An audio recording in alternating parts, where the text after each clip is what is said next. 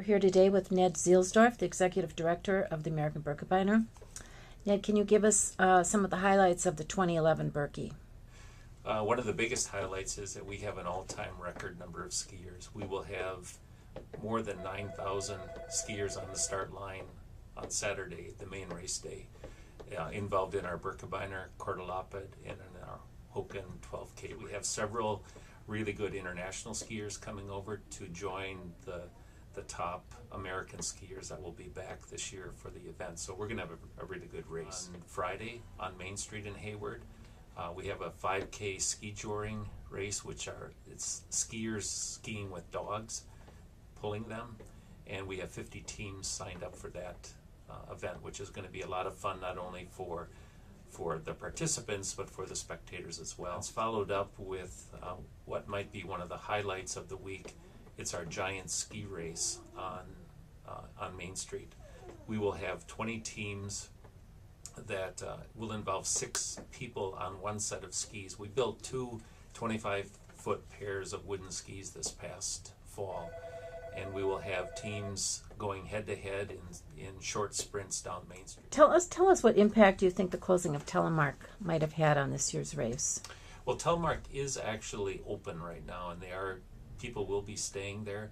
We were able to reach an agreement with the current owner about a month ago that will allow us access to the trails. So from the standpoint of the race, the lodge will be open Saturday morning to provide shelter for the skiers before they walk down to the start line. The Kordelapet will finish there. We have moved our award ceremony to Telemark Lodge for Saturday night. There will be what we're referring to as a Birkie bash there Saturday evening for people to go and celebrate the day's event. So while Telemark is, they're just getting started again, I think the impact on this year's race is minimal. We have made adjustments so that bid pickup will be in Hayward on Thursday and Friday, which is going to make it even busier down here, but that's going to work just fine.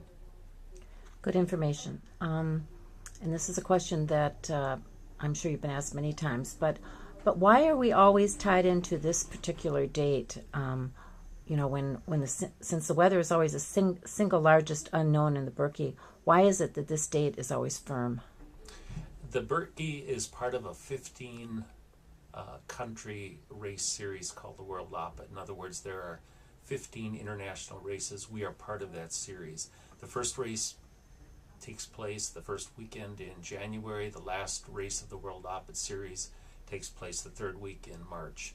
We're plugged in because we fit into the calendar with that event, and it's something that we can't easily change. I think the other thing is that the Birkie sort of culminates the ski season for skiers in the Midwest especially, and a lot of races that are held prior to it they're in the calendar because they know the Birkie is coming up. We sort of represent the end of the the competitive ski season. There are a few races after us, but us trying to move would disrupt a lot of things. And, I've looked at the weather over the past years.